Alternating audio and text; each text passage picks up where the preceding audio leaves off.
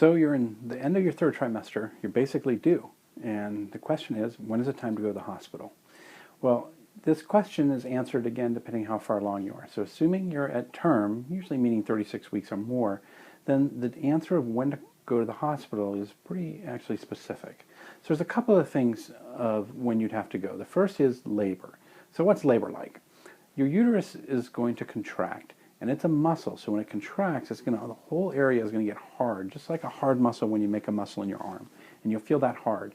At first it'll be a tightening, but as things progress, it'll start getting more and more painful. At first it'll be coming irregularly, then it'll start coming every so often, and then pretty soon it'll come with a regular pattern.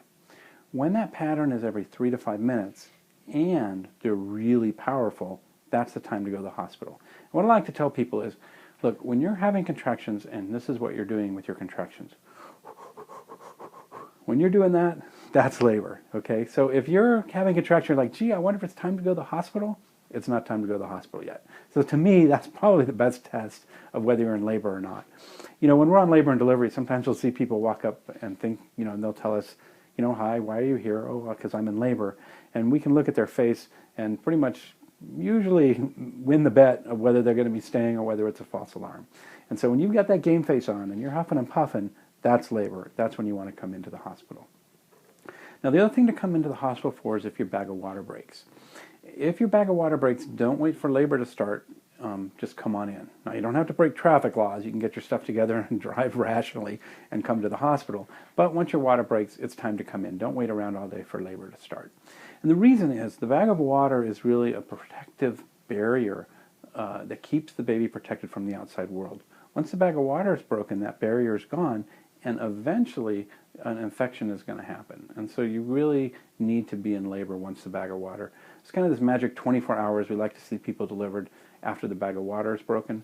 But honestly, sometimes that's only 12 hours, sometimes it's 36 hours. It's not really exact. But if the bag of water breaks, go in. Now, a lot of people say, well, how am I going to know if the water breaks?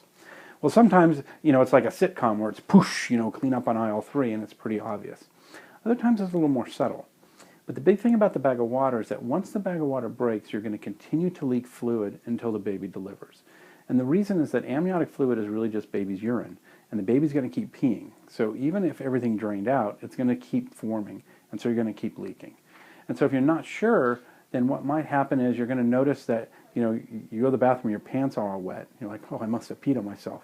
And so you change and everything, and an hour later, you're all wet again. That's your water. The other way, if you're not sure, is you can put a pad on and see if you soak that pad in the next 15 minutes to half an hour. And that's how you know that your water broke. If you're not sure, go in. There's tests that we can do to see whether it's really your bag of water.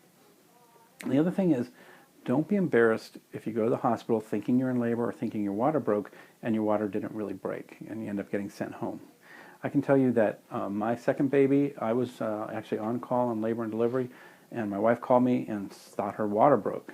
First thing I said was, get off the couch. But no, so I ran home and scooped her up and took her to the hospital, and the nurses checked her out, and it turned out her water wasn't broken. We went home.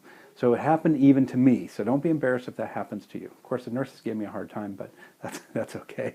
I can take it. The other reason to go to the hospital, and this isn't so much labor, but if you're not feeling the baby move right, that's a reason to go to the hospital. And we'll talk on another video about kick counts to see whether the baby's moving enough. And the other thing, if something's just not right, if you're worried and you can't put your finger on it, but something's not right, go get checked out. Really. I mean, I have this thing about a woman's intuition. If you think something's not right and it's bothering you, go to the hospital. We're open 24 hours a day, 7 days a week. We'll check you out and make sure everything's okay. We're always open. But the big ones are contractions every 3 to 5 minutes, taking your breath away. If your bag of water breaks, those are reasons to go to the hospital.